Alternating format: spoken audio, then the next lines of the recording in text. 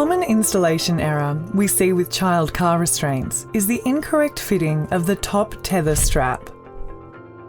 We often find the top tether connected to a point that hasn't been designed for a child car restraint. This one is connected to a luggage tie-down, which is not designed to withstand the forces a child car restraint could face in a collision. Your vehicle should have a designated top tether anchorage. You'll find this in the owner's manual or clearly labelled in the vehicle. With InfoSecure seats, we often see the top tether strap incorrectly installed when the seat has been converted from rearward facing to forward facing.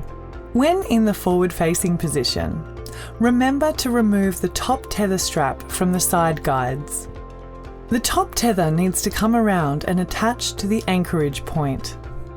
Another error we often find is the top tether strap wrapped around the vehicle headrest instead of being attached to an anchorage point. This can be dangerous. The headrest may slip out of place, disconnecting the tether and seat from the vehicle.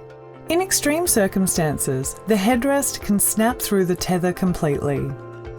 Without the top tether strap, the seat isn't secured to the vehicle.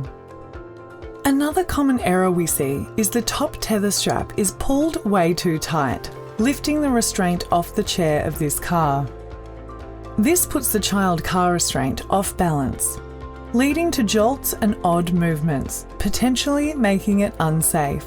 We also see the top tether strap installed too loose. This can also lead to excessive movements.